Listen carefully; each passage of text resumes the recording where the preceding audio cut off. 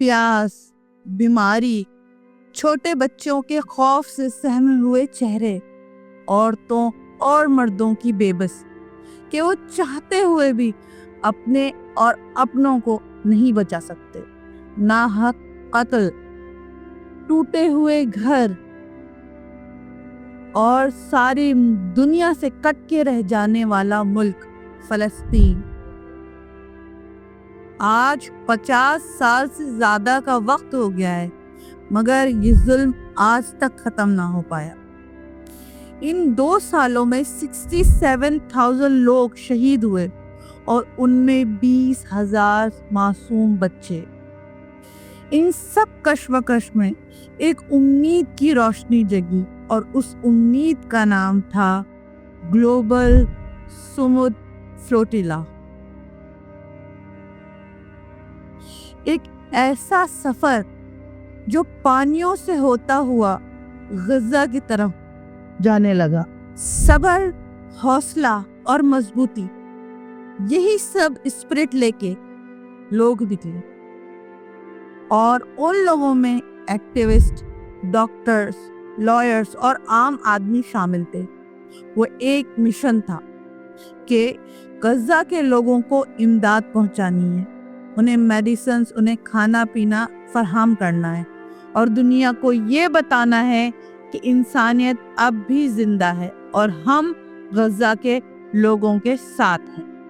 ये फ्लोटिला 2025 अगस्त के आखिरी में यूरोप से रवाना हुई। इसमें तकरीबन 50 बोट शामिल थी। इसमें कुछ छोटी बोट्स थी, कुछ फिशिंग वेसल्स थी, कुछ याच थी और कुछ कार्गो, जिसमें 45 टन इमदादी सामान लेकर निकलने गए। ये एक सफर था जिसमें 40 से ज्यादा ममालिक ने हिस्सा लिया। ये एक आवाज थी, ये एक एहतजाज था इसराइल के खिलाफ, जो उन्होंने ब्लॉकेड गजा पर कई सालों से लगाई हुई थी। इसमें 450 मेंबर शामिल थे अलग अलग मुल्कों से। पाकिस्तान से सेनेटर मुश्ताक अहमद जो एक्टिविस्ट भी हैं, South Africa, Sweden, UK, US, तुर्की, इटली और ग्रीस, ऐसे ममालिक ने हिस्सा लिया।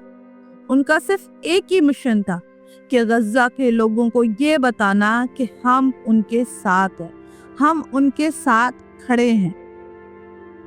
अब सवाल ये उठता है कि उन बोट्स पे आखिर क्या था। इटली की कार्गो शिप में 45 टन इमदादी सामान था।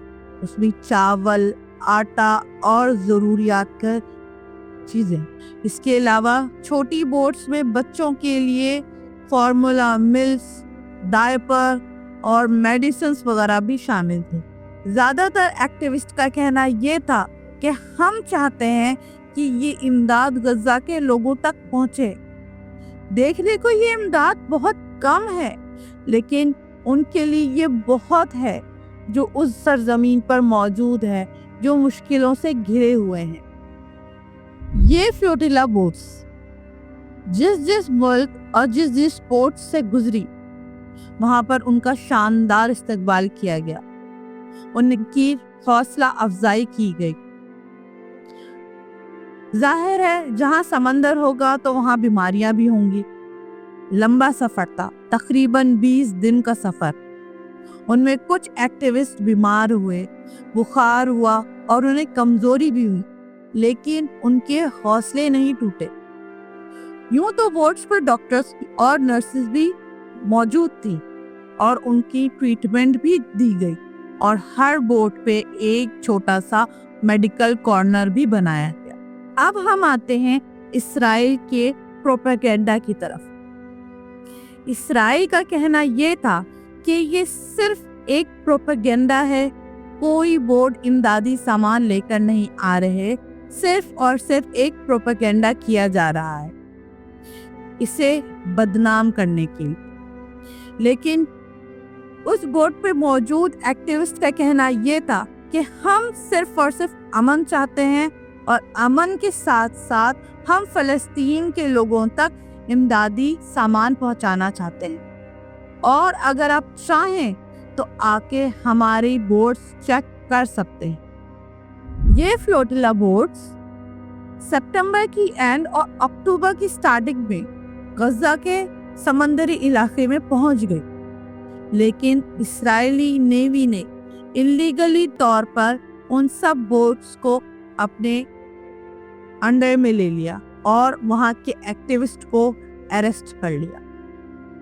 یوں تو وہاں سے خبریں یہ آئیں کہ سب کو اریسٹ کر لیا گیا ہے، سب سیف ہیں اور ہیلدی ہیں۔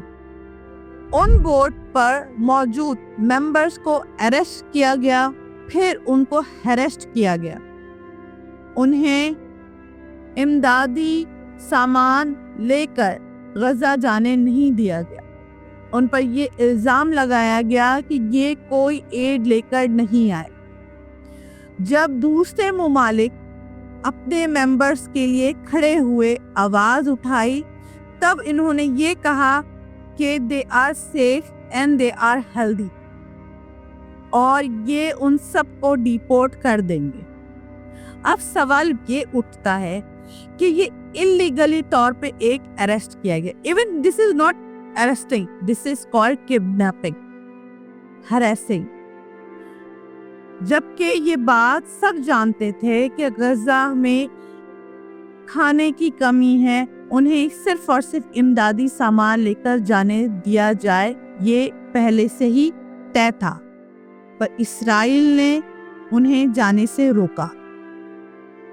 پھر دوسرے ممالک جب اس بات پہ کھڑے ہوئے، تب جا کر اپنے اپنے ملکوں نے اس بات پر آواز اٹھائی، وہاں کے لوگوں نے آواز اٹھائی، ان میں پاکستان، ترکی، یو ایس، یو کے، ساؤتھ افریقہ، اٹلی، گریس سب شامل تھے۔ ایون پوری دنیا غزہ فلسطین کے لیے کھڑی ہوئی۔ یونائٹڈ نیشن میں بھی یہ مسئلہ اٹھا، اسرائیل کے خلاف، ان کی بلاکیڈ کے خلاف بھی یہ بات کی گئی۔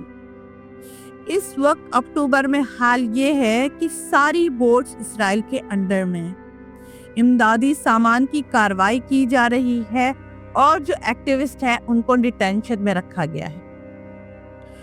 کچھ ممالک کے ممبرز کو ڈیپورٹ کر دیا گیا ہے اور کچھ اب بھی وہاں موجود ہیں۔ الحمدللہ سینیٹر مشتاق احمد صحیح سلامت پاکستان واپس آ چکے ہیں۔ دوستوں، گلوبل سمٹ فلوٹیلا یہ ایک سفر نہیں تھی، یہ ایک آواز تھی غزہ کے لوگوں کے لیے کہ انسانیت کو انصاف دو، بچوں کو دوا دو، فیملیز کو جینے دو، اور غزہ کے لوگوں کو آزادی دو۔ کہہ سکتے ہیں کہ یہ فلوٹیلا غزہ تک تو نہیں پہنچی، لیکن ہر ملک کے، ہر انسان کے کانوں تک، ذہنوں تک یہ آواز پہنچ چکی ہے۔ ڈیٹینشن میں بیٹھا ہوا ہر ایکٹیوسٹ اس آواز کا حصہ ہے۔ ہمیں چاہیے فلسطین میں یہ جو سب کچھ ہو رہا ہے اس میں سمپتی دکھانے سے بہتر ہے ہم انہیں امپتی دکھائیں، ہمیں انہیں سپورٹ کرنا چاہیے۔ یہ کہانی ایک سفر کی ہے، لیکن اصل میں یہ کہانی ایک انسانیت کی ہے، اور جب تک انسانیت زندہ ہے یہ آواز کبھی چپ نہیں ہوگی، اور فلسطین ہمیشہ زندہ رہے گا، اور ہماری کوشش یہی ہوگی کہ یہ آواز کبھی چپ نہ ہو۔ ہمارا سب سے بڑا مقصد یہ ہونا چاہیے کہ ہم فلسطین بھائی اور بہنوں کی ضرور مدد کریں، جتنا ہو سکے ہم ان کی مدد کریں۔